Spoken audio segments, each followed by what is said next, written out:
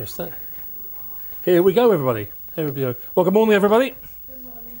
Just for the sake of tape, I always say that. That'd be fantastic. So this week we are going to be stepping into Ruth chapter 2, and there is so much in this chapter that I'm not going to hurry through this chapter. So we're probably just going to do the first verse up to about verse 5 or 6 or even 7 today, because it's quite a lot. It's quite a long chapter, and I don't want to rush through because I don't want to miss all of the loveliness which is in there. It's a bit like if you get invited out to a lovely meal somewhere, like a beautiful meal with roast beef and potatoes and lovely gravy, all that sort of stuff, and then just rushing through it and not tasting anything. So I don't want to do this with Ruth. I want this to be a tasty few chapters. So just to have a quick recap, in chapter 1 last week, we were introduced to two amazing characters, for the most part. One was Naomi and one was Ruth. And to be honest with you, the first chapter of the book reads like a disaster movie to start with. It really does. It doesn't look good. It starts off with a life-changing famine back in Judah. There was no food. There was a dramatic move by this family of 4 to the land of Moab. They had to flee. Then we find that there was the death of Naomi's husband. And we're not told why he died, we're just told that he died. Then there was a marriage of her 2 sons to foreign ladies, which was kind of frowned upon in those days. And then there was the unexplained death of both her sons as well. So it seems as though she was getting hammered from every single side. And it's also worth noting that there were not any grandchildren from her daughter-in-laws, Ruth and Orpah as well. It seemed that they were both barren, which was like a double blow for everybody involved.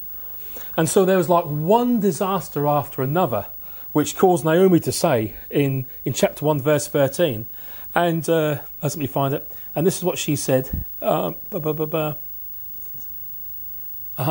it is. The hand of the Lord has gone forth against me.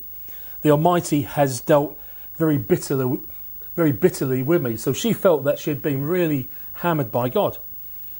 But as we move through chapter 1, it seems that God lifts the famine back home and opens a way for Naomi to go back home, to go back to Judah and Israel.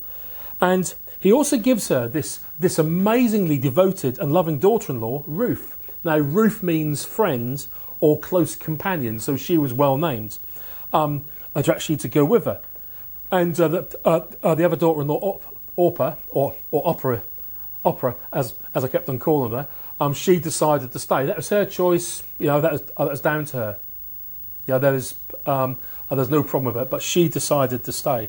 But Ruth went with her, and what was unknown to all of them at the time was that God also preserved back in Israel during this famine a kinsman or a relative of Naomi's husband, who, as we go through Ruth 2 and 3 and 4, we'll find that he will someday marry Ruth. So there's some spoilers here. And also preserve the line of Naomi, but also to start the genealogy from which Jesus came from, and also King David. And this was a man called Boaz, and we're going to meet him in a little bit. But at this time, you see, Naomi didn't know any of this. She didn't know a single thing. And at the end of chapter 1, when they returned to Bethlehem, where they came from, this is what she said: I went away full, and the Lord has brought me back empty. Why call me Naomi when the Lord has afflicted me, and the Almighty has brought calamity upon me? And in fact, she talked about changing the name from Naomi to Mara, from Naomi, which means pleasant, to Mara, which means bitter, because that's how she felt. She felt bitter. So Ruth and a very, very, very bitter Naomi settle back in Jerusalem. But as we look at chapter 2 this week, the mercy of God becomes so obvious that even Naomi starts to recognise it, and she cheers up. So I'm just going to read the first few chapters of, the first few verses of Ruth chapter 2. Here we go. Now, that's the dog. Now, Naomi had a relative on her husband's side from the clan of Elimelech, a man of standing whose name was Boaz. Verse 2. And Ruth the Moabitess said to Naomi, Let me go to the fields and pick up the leftover grain behind anyone in whose eyes I find favour. Naomi said to her, Go ahead, my daughter. So she went out and began to glean in the fields behind the harvesters. As it turned out, important words there, she found herself working in a field belonging to Boaz, who was from the clan of Elimelech. Just then Boaz arrived from Bethlehem and greeted the harvesters. The Lord be with you. The Lord bless you, they called back. And Boaz asked the foreman of the harvest, Whose young woman is that? The foreman replied, She is the Moabitess who came back from Moab with Naomi. She said, Sir, please let me glean and gather the sheaves behind the harvesters. And so she went into the field and has worked steadily from morning till now, except for a short rest in the shelter. Absolutely fantastic little verse. That's as far as we're going to go today with that. And the first thing that we need to know, and I want to teach this morning, is that it's always good to take time to read a passage, because if you hurry, you can actually miss out so much of God's flavour in His words. Is everybody warm enough, or is everybody a little bit chilly? Everybody okay? Everybody all right? Yep. Everybody okay? Okay. Brilliant stuff. Now, the verse 1 says this. Naomi had a relative on her husband's side from the clan of Elimelech, who was her husband, a man of standing whose name was Boaz. And then the verse continues into verse 2. And Ruth the Moabitess said to Naomi, Let me go to the fields, and so on. Now, what we've got to be careful of sometimes is that if you hurry, you will miss out that there was a pause, a divine pause between verse 1 and between verse 2. Verse 1 was a statement which was just telling us, this situation was just telling us that Naomi had a relative who was still alive, unbeknown to her. Full stop. Go make a cup of tea, go to the toilet, whatever. There's a big pause there, right? You stop at that point. That's information. And then we go into verse 2. Okay? So it's very easy. If you read over that quite quick, you will actually miss that. And that's what it says. So Ruth the Moabitess said to Naomi, Let me go out in the fields and pick up the leftover grain behind anyone in whose eyes I find favour. So Ruth goes out to work. They come back. We're told that there's this relative there called Boaz. And then Ruth goes out to work. And we have to look at this and say, well, this was out of necessity, because they came back poor. They didn't come back with very much at all. And those next few passages are actually going to prove that. They were very poor. They needed to eat. As simple and as basic as that. And of course, Ruth was really devoted, wasn't she, to looking after Naomi. After all, if you think about it, she'd left everything.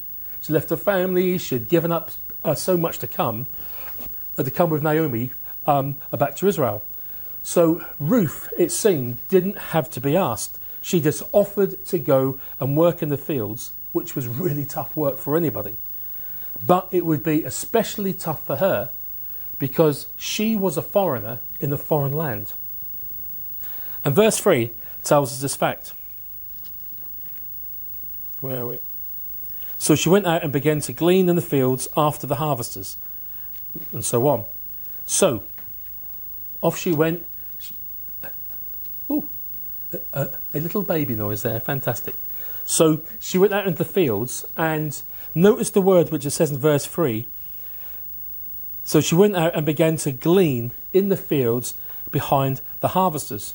Well, this word here is actually going to amaze you because there's a command here in the Old Testament, in the first 5 books of the Old Testament, from Leviticus and chapter 19. And so there's a command of God about this whole thing about gleaning. This is what it says. When you reap the harvest of your land, do not reap to the very edge of your field or gather the gleanings of your harvest. Do not go over your vineyard a second time or pick up the grapes that have fallen. Leave them for the poor and the foreigner. I am the Lord your God. Wow. So that meant that poor people and foreigners were allowed to go behind the harvesters to pick up something to eat. Now, I made a little illustration here today. I'm not very well because I didn't have to cut the rolls today. Normally when I cut the rolls, there's bits and pieces all over the place. And so what I was going to do, until we got these beautiful self-cut rolls, which I didn't have to cut, but anyway, that's another story. I was going to pick up all the pieces and say, well, that's like gleanings, little pieces like that.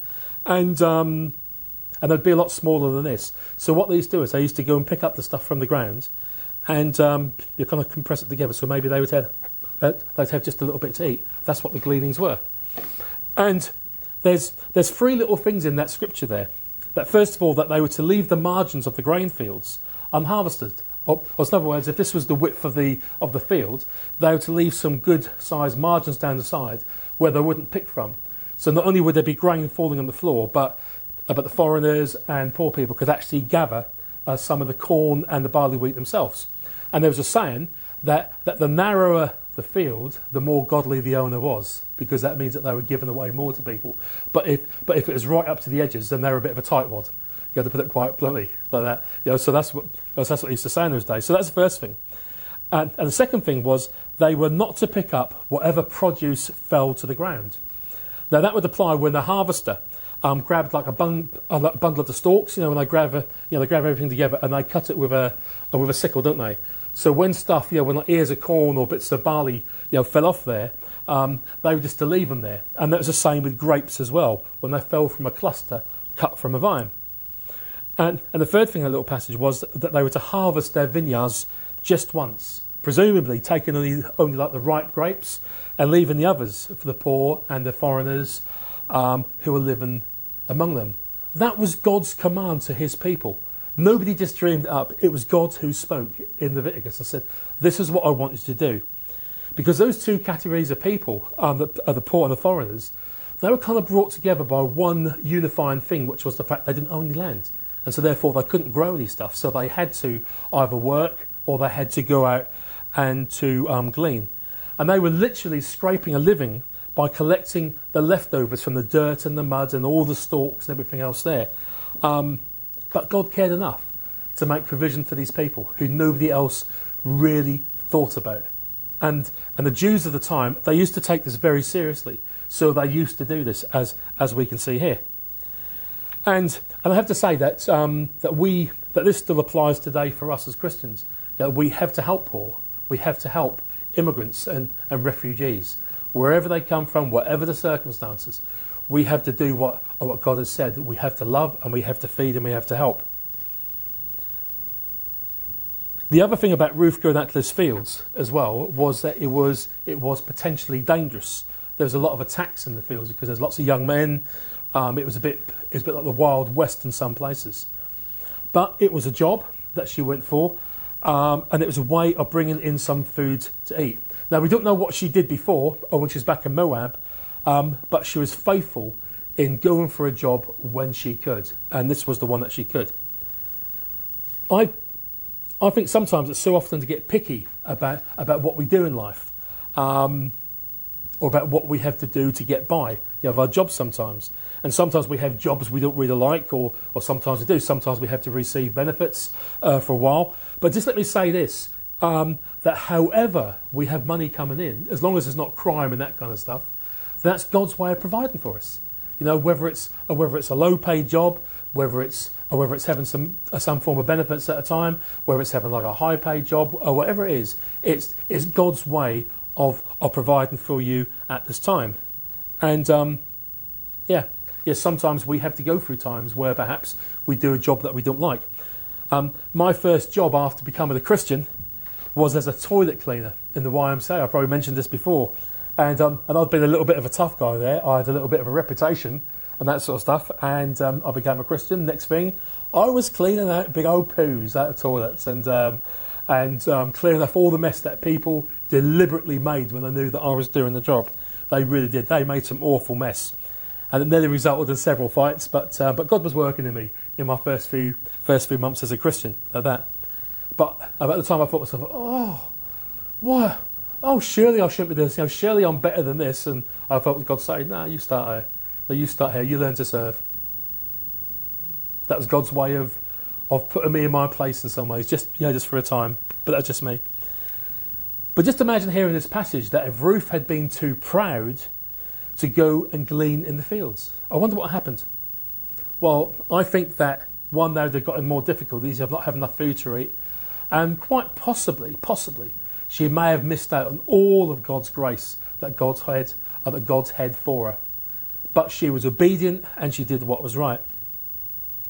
So, something to remember is this, is that God always has a plan. And there's always plan A. It's unlike me. I've got plans for next week, but I can guarantee by Monday tea time, I will be on about plan, I don't know, T or something like that, or W, as things change. But God is always on that plan A for your lives, which is fantastic. Well, next thing we see in verse 3 is something so amazing as to be supremely God-shaped and God-sized. So let's just read it again. So she went out and began to glean in the fields with the harvesters. Like I read that bit. And it goes, as it turned out, she found herself working in the field belonging to Boaz, who was from the clan of Elimelech. Those 4 little words there, as it turned out, are some of the most amazing words you're going to hear today. As it turned out. And we're going to discover something about God's character and his absolutely holy nature in this verse. And his absolutely great love for us all. Well, first of all, I'd have to say that God uses everything in our lives. And I mean everything. Both the good and the bad and the awful and the dreadful and the exciting and the wonderful and the sublime and the absolutely nasty stuff in the life, to bring us to a place of blessing in him and knowing him in a much deeper way. Everything that we go through, you think the worst things in your life has brought you to this point. You think the best things in your life has brought you to this point. In Romans chapter 8, up in the New Testament, in verse 28, this is what it says. Beautiful verse. And it says this, and we know that in all things God works for the good of those who love him, who have been called according to his purpose. Well, that's just amazing, isn't it? When God says, and we know that in all things God works for the good. Works for the good of those who love him. Well, all things, it means everything. It just doesn't mean the nice fluffy things, but it means the times when the brown stuff hits the fan and it's really, really bad. He will even use those times to bring about some good. Sometimes slightly later down the line, sometimes immediately, sometimes years later. But God always brings these things around. And if you think about this, all of those disasters and horrors that Ruth and Naomi had faced led to the point of her walking onto that field belonging to Boaz, as we shall see very soon. Because there was nothing accidental about this event. Because Ruth didn't even know who this field belonged to at this point. So those words, as it turned out, are both really good, but also quite bad if we don't understand them correctly and biblically. So, for example, you could read those words, as it turned out, and you could think to yourself, well, that was a stroke of luck. That was a really lucky thing, that was. Or you could say, well, that was a drop of fortune. Oh, that was fortunate. What was the chance of that happening, fella? Wow, look at that. Or you could say, well, I better get Ruth to do my lottery numbers this week, because that was really lucky that she just happened to walk in that field of a relative. But can you see? That'd be very easy to look at that and bring luck and things into it. But that's a very worldly way of looking at things. And I do understand the use of language, because first time I read this through, I was a young Christian, I thought, wow, that was a stroke of luck, wasn't it? Until I mentioned it to somebody, said, no, it's not. But I have to say that for the Christian, words like luck and fortune and chance don't really have a place in our language and our faith. Because luck and fortune and chance are the things which we used to believe in. They have more to do with like a flip of a coin, with the most important things in our life. And do we really want to believe that simple chance could decide what happens in life? I just imagine if I got my coin out here, Jane brought me a couple of birthday coins, one for my date of birth, one for hers. Old 1 penny pieces. So let's suppose that, I don't know, let's say Ola. I was picking on Ola, right, because Ola's going to university, right? And let's suppose I say, well, heads you go and tails you don't, right? And that'll be the decision. What do you reckon? Yeah, let's have a flip. So flip the coin, heads. Oh, look at that. Well, that was lucky, wasn't it? Or Tracy with a job, right? You're going to lose your job and, I don't know, you're going to go unemployed, like that. Right, so flip the coin, tails. There we go, you see, right? Now just imagine that That life was like that, so we lived a life. And some people do that. They make those decisions, And but I want to introduce you something this morning, right? And I'm going to be using the big word in a second. So mind-blowing, it's actually going to change the way that you look at your entire life as a Christian, or at least it should do. Well, it's going to. And I want to introduce you to this word, which is called, the sentence is called the doctrine of divine providence. Now that sounds really big, doesn't it? It sounds like something from a Harry Potter movie, the doctrine of divine providence. Well, what doctrine means, it means a set of beliefs. You can have a doctrine as Christians, which we do, all different things. You can have a military doctrine, which would be about the way which perhaps you will attack a nation. So for us as Christians, there is what's called the doctrine of divine providence. Now, the word providence, right, and we've all heard it, is quite striking. It comes from the word provide. And provide is actually in two parts. You have pro, which is the Latin for forwards or on behalf of, and you have the word vide, V-I-D-E, which is the Latin for see. So you might think that provide would mean to see forward or to foresee, if you just took those words by themselves. But actually, it doesn't. It means to supply what is needed to give sustenance or support. So we provided you with a bacon rolls today. So there's been some sustenance, okay? So the word providence, when it's applied biblically, all the way through, what this actually means, it means the act of providing for or sustaining and governing the universe by God. So that's what that means. So hang on a second. That's chance kicked out the door. That's luck thrown down the street. That's all these things out of the way, because providence, divine providence, means that God is in control. Simple as that. God is in control. Now, it doesn't take away our free choice, because we can still make all kind of choices. Naomi that day could have chosen to go to a different field. But actually, God had a plan for that, and he's always behind the scenes, almost like orchestrating events for our good, even when we think that they aren't very good.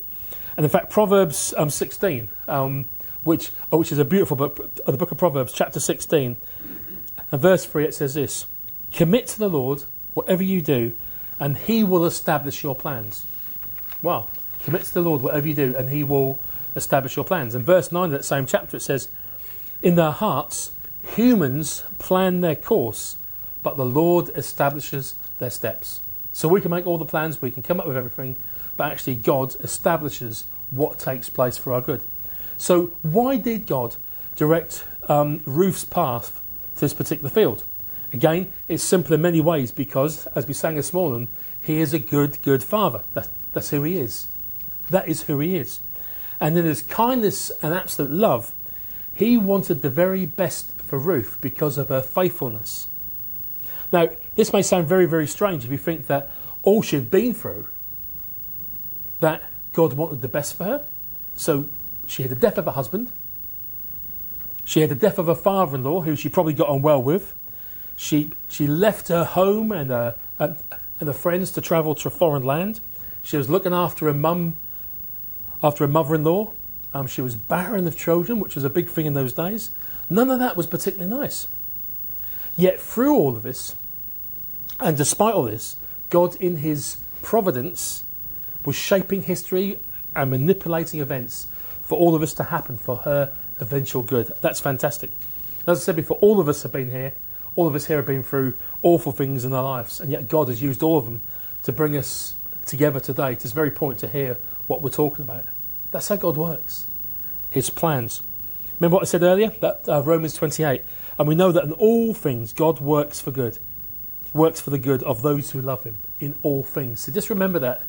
Just remember that about things you've gone through, mistakes that were made as well. I've made some huge mistakes, and yet somehow God has still worked in me and through me. Now, the very best for Ruth came in the form of an amazing man called Boaz, which means swiftness or strength from within. That's what his name means. Swiftness or strength from within. And we can finish this in a couple of minutes. because I think that's enough for today. When we've just this next little section, because this is setting the scene for everything else that comes. So just a little bit about Boaz. This is his like CV, if you like. Well, first of all, Boaz was what I call a God-saturated man. He was marinated in God. He had the flavour of God all through him, as we read. In verses 1 to 7, we come across him for the first time. And what we do is, in verse 1, we learn that he's a relative of Elimelech, Naomi's long-deceased husband. We also see in verse 1 that he was a man of standing. Another version say that he was a man of wealth and standing. So he was quite minted. He had some property. He had a few bob in his bin, so to speak. He was okay. King James version says he was a mighty man. He was a mighty man. Wow, fantastic. So he was a mighty man in King James.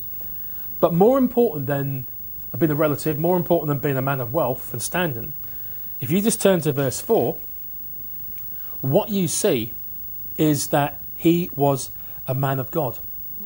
Why else would the writer, who was the Holy Spirit, writing through Samuel or somebody, why else would they pause at the moment to record the way that Boaz greeted his servants? Think about that. This is what it said in verse 4. Just then Boaz arrived from Bethlehem and greeted the harvesters, who were his servants in there. He said, "The Lord be with you." "The Lord bless you," they call back. Wow. That is absolutely amazing. That speaks volumes alone about the character of this man. And that's the importance of being a good witness at work. Whether you're a boss or whether you're an employee. I try my hardest at work to be a good witness. If you want to know just how good a man or a lady's relationship and faith in God is, right, you need to find out how far God has saturated the details of your everyday life. Because it's easy here, isn't it? When we come together, we're all smiling, we're on good behaviour, we're, including myself, but how about the rest of the week? How do we behave? How's our conversations? How's our actions? How's our attitudes? How do other people see us? Are we too frightened, as one of my friends recently was, of actually telling his workmates that he went to church, because he said they won't believe me. I said, why? He said, well, the way I carry on at work. I said, you muppet. I said, you've got to turn this around. You've got to sort this around, because that's a bad witness. So you've got to turn this around. He said, how? I said, that's your problem, son. You're going to have to sort this out. You're going to have to confess up a little bit. You're going to have to apologise for the way you behaved and whatever. And that's a big thing. But I've got another friend who everybody knows that he's a Christian, and he works for the police force. And I know he's a Christian, and people come to him to ask for prayer. But anyway, that's another story. So that's the difference between somebody who was God-saturated and somebody who isn't. And evidently, good old Boaz was a God-saturated man, that his farming business and his relationships to his employees were shot through with God. Absolutely fantastic. And we're going to see from next week that these were more than just like casual kind of platitudes we got there, like saying, "Oh, praise the Lord," "Oh yeah, praise the Lord," like that. It wasn't that, that they really meant it. And we're going to see the life of this man. And it's going to be really good because the next few weeks, what we're going to see is how a Christian man should act towards a lady, and how a lady of faith should act towards a man. This is absolutely gold dust. It really is. If I could give you lottery numbers which would win next week, it wouldn't be any more valuable than what we're going to be looking at in the next few weeks. So we're just going to leave it here just for now, just in this piece there, and just remember, just read through those few verses today. Just have a look at it. Just try and remember what I said. But this is going to be online. So try and grasp some of these principles about this whole thing about divine providence, that God is in control of every single thing. He doesn't interfere with your free will, but when we walk with God, we want to tap into God's will, because it says in the Lord's Prayer, let your will be done on earth as it is in heaven. So think about that. Let your will be done here as it's done in heaven. So God's got a plan. Make it your prayer this week, all of you, right? And I'm going to ask you all next week, have you prayed that God will sweep you up in his plans for your life, and that you're not just rumbling along, just